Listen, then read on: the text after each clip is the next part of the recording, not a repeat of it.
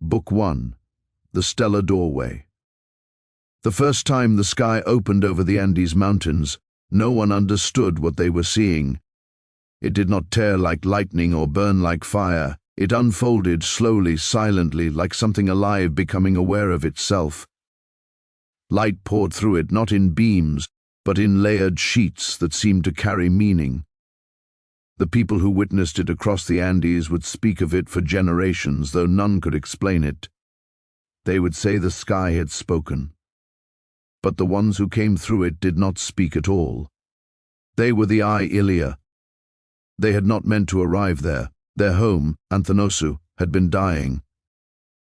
The Andu-erta activated a dimensional rift. It was not a precise escape. It was survival. They entered together. They did not emerge together. Andu-erta arrived alone. The rupture had scattered them across the planet, and he emerged far from where his people would eventually gather. On the opposite side of the earth, he understood immediately what had happened. He had allowed it. He was just under 7 feet tall, with a stillness that unsettled those around him. His pupils were grey, absorbing light differently than any human eye. He did not speak often, because his kind did not rely on speech. Meaning moved faster than sound ever could. Within months, small groups formed. Within a year, they began building. Within 5 years, there was a city, structured, deliberate, geometrically precise. He did not teach them everything. He couldn't. Human minds at that stage could not fully discern what he knew. It was not a matter of intelligence alone, but of structure, of how thought itself was formed, and due to that their foreign reasoning was not easily deciphered. The cognitive framework simply wasn't there yet, so he gave them fragments, lessons in geometry that taught proportion, alignment, and balance, enough to stabilize them. It was during this time that he met a talented seer, a practitioner of something close to what his people would call harmonic manipulation, though hers was raw and unrefined. She saw patterns in the sky, in dimensional rifts, and in silence. They quickly paired. She told him what he already knew but had not yet acted on. "Your people are alive," she said, "but they are not here." He stayed longer than he intended. Then he left without warning. He followed distortions, subtle irregularities in the fabric of space that most beings would never notice. They were remnants of the rift, echoes of where his people had passed through. They had left their planet in unison, but as he arrived alone, he thought the worst had happened to them, unaware they had made it to Earth. He crossed deserts, oceans, and lands filled with unfamiliar life. Everything on Earth was slightly wrong to him. The animals did not move like those of Andu-erta. The plants did not respond the same way. Even the air carried a different density of energy, but he adapted. He always did. When he reached the western lands, something changed. He felt them. They had arrived in a jungle. They had not known where they were. The Andu-erta had traveled across the Americas, learning the land, adapting to it, studying its systems. They were not conquerors and did not impose themselves. They observed, then integrated. They found local populations, small scattered groups of humans living simply but united with nature. The Andu-erta by race could not view them as equals, but they did not dismiss them either. The natives they found near Caral were not aware of Egypt, and they did not migrate from there. They observed the natives and then integrated with them. They found local populations, small, scattered groups of humans living simply but united with nature. The Andu-erta by race could not view them as equals, but they did not dismiss their earth-based intelligence.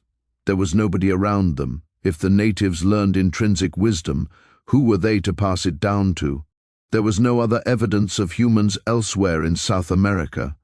The local natives were there before Caral existed.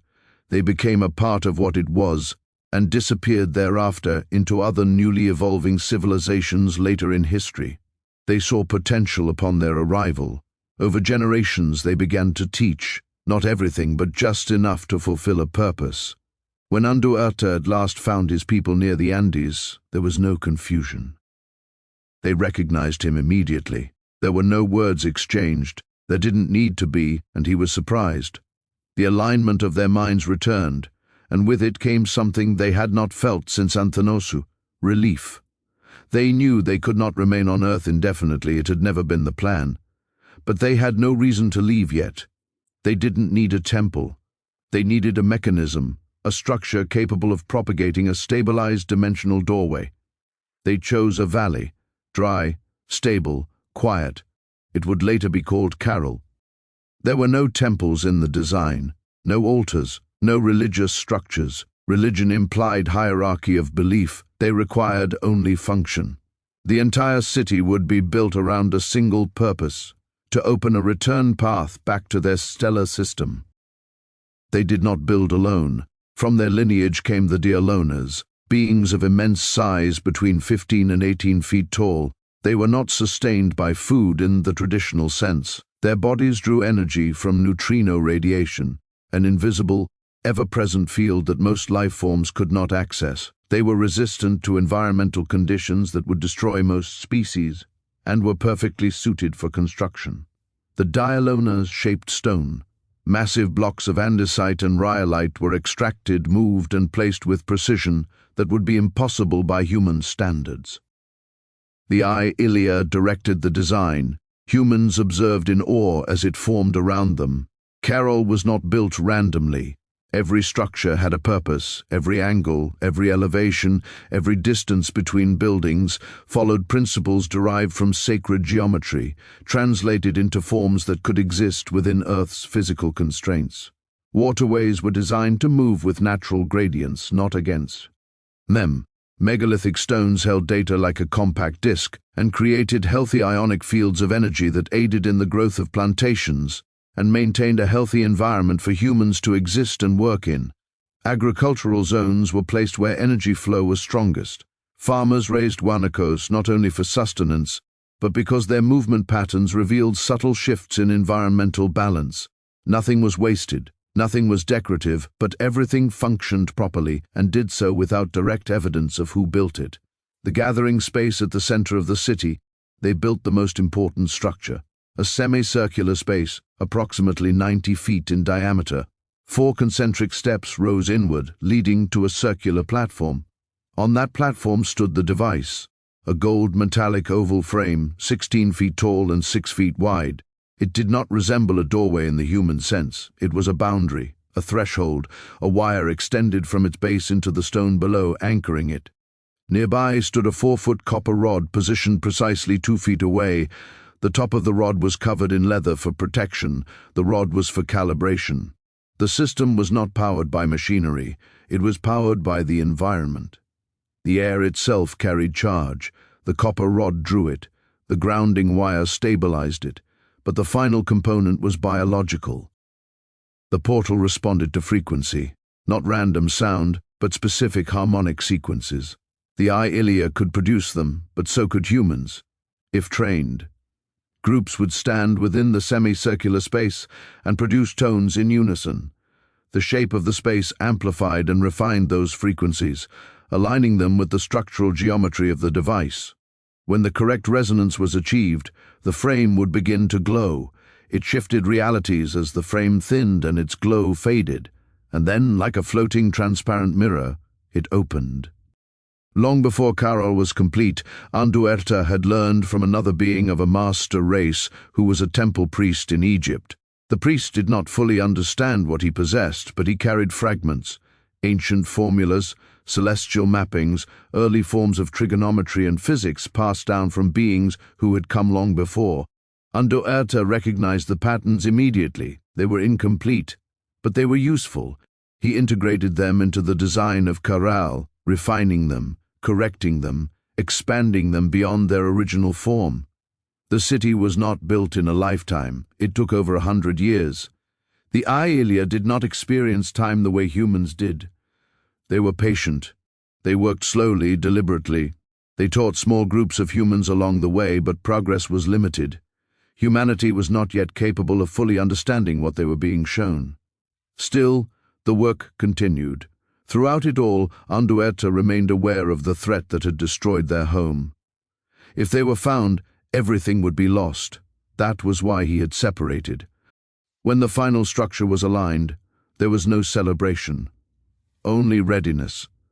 Finally, the system was complete. The Ilia gathered. The few humans capable of holding the highest tones adjusted themselves and became louder. The air changed. The multiple frequencies merged into one combined frequency. The portal began to sing like a pulsating, ringing sound. The leather resistor was removed, and shortly after the copper rod vibrated with visible waves of gold light surrounding it.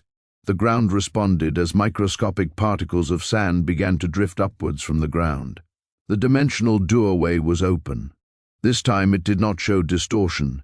It showed Anthanosu, not as it had been, but still there, still alive. They did not all leave at once. Some remained behind briefly, ensuring stability, while the people who created it cheered them on.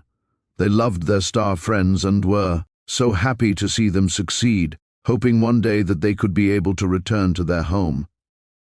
One by one they stepped through.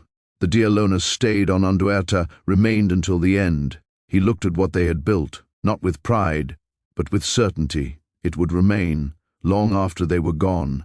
When the portal closed, it did not collapse.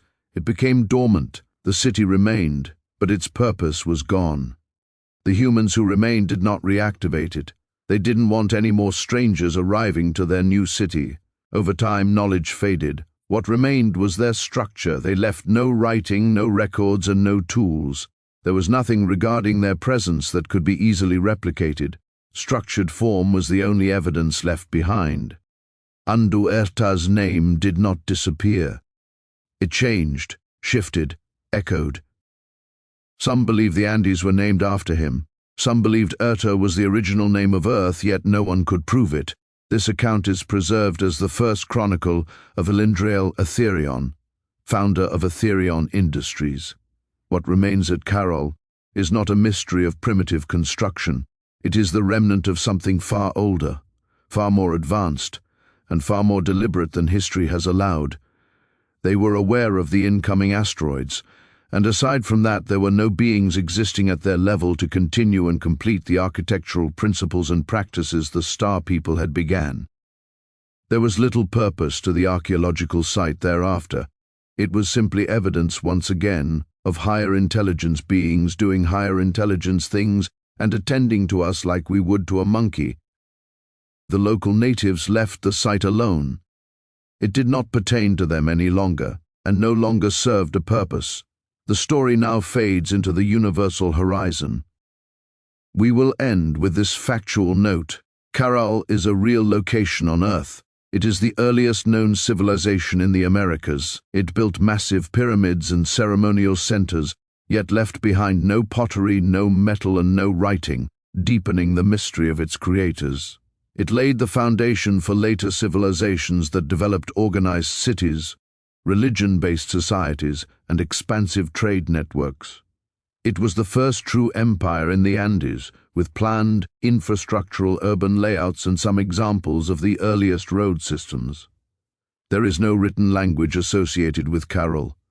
The earliest peoples of the Americas referred to the Milky Way as the Mayu, meaning celestial river. It was where Andu-erta and his people came from.